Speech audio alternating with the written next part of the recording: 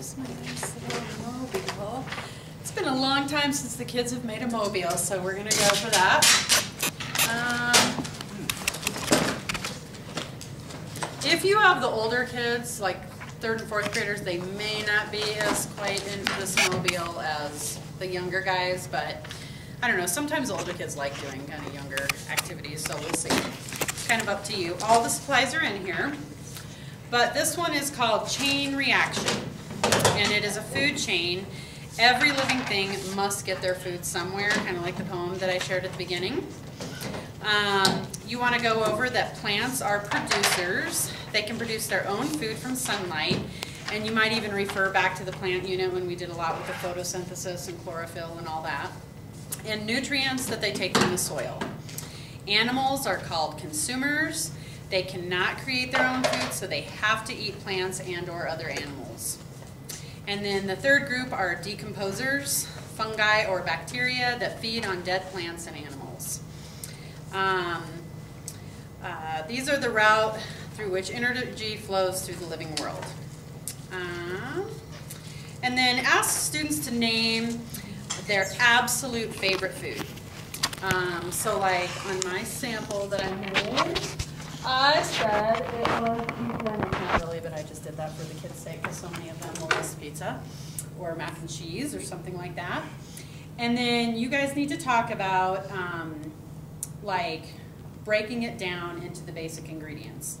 So on mine, pizza, it breaks down into cows provide cheese, a cow or a pig can provide the sausage on the pizza, then there's some plants like tomatoes for the sauce, wheat for the flour crust, green peppers, and then the cows eat the grass, so you can even put grass down on here because cows have to eat something too. And then decomposers, that's going to be the hardest thing for the kids because like maybe some kids don't even like mushrooms and they don't see themselves eating bacteria and all that kind of stuff.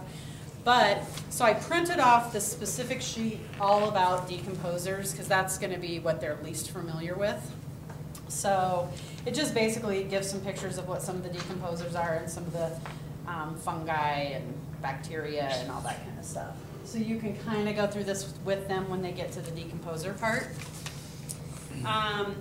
So like there's a few examples on there like breaking down a peanut butter and jelly sandwich, breaking down chicken noodle soup, that type of thing. And then with the younger kids and maybe even some of the older kids, they're going to need a little bit of help to find out, you know, what was the ingredients in that and where did it exactly come from. I don't think kids think a lot of times like, you know, that every time they eat a hamburger it comes from a cow. And then some of the kids might be sensitive about the whole animal rights thing and you might have to have a small discussion about that. But anyway, all these become a link in the food chain. So you're going to go ahead and make the mobile. These are all printed on cardstock, so they're nice and sturdy. And they can make it as detailed as appropriate for their age. So, I mean, I'm not thinking the kids are going to be, like in kindergarten, they're not going to be writing the words down probably unless they're real simple. Just drawing pictures is good. Mine are so unbelievably simple. I should show you a picture of my cow and my pig. Oh, they're so nice. Look at that. So anyway, so you just do it as appropriate for the grade level that you're working on. And then when they are building their thing and cutting it out, I would imagine the older kids would finish this project in 15 minutes. The younger kids, if they don't get done, you could even, you know, talk to the teacher about it, see if they want to finish it later in class, hang it from the ceilings in their classrooms, that type of stuff. So just kind of talk to the teacher if you don't get done. But as they're building this, talk about what would happen if no animals ate plants. What is the role of the sun? The sun is the most important thing in the food chain. Everything comes from that center sun. And then also for the cutting out, I could see some of the little kids like freaking out that they have to do around every little zigzag of the sun, and that would take like 15 minutes in and of itself. Just have them cut a circle around it. You know, just some little simple tips to make it go faster. And then humans are at the top of the food chain, and they're very dependent on everything else. So you need to have like a little environmental discussion with them about how we must ensure that everything stays in balance, and how to, let's see, we need to check into like overhunting, overfishing, what would happen, and habitat destruction, and all can cause serious imbalances in the basic food chain. So, and that wraps up Center 3. Does anybody have any questions? Yes? For like first grade. Yes. Like the day before, if somebody were to say, combine, like grab 25 of them. Okay, I did suggest that in the outline and I forgot to mention it. Go home and take them home. Kindergarten, first grade, second grade's pretty fast. I would cut these out ahead of time and hole punch them and just have them ready to go. You could put them in baggies so that they can just grab them real quick. You could even put their names on the back of each piece or something, because like when they go in to do a big project like this, stuff goes everywhere. They lose pieces.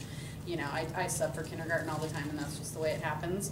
So you can prepare for this any way you want to and have it as ready to go, because it will take them the full 15 minutes to go through this and to draw their pictures.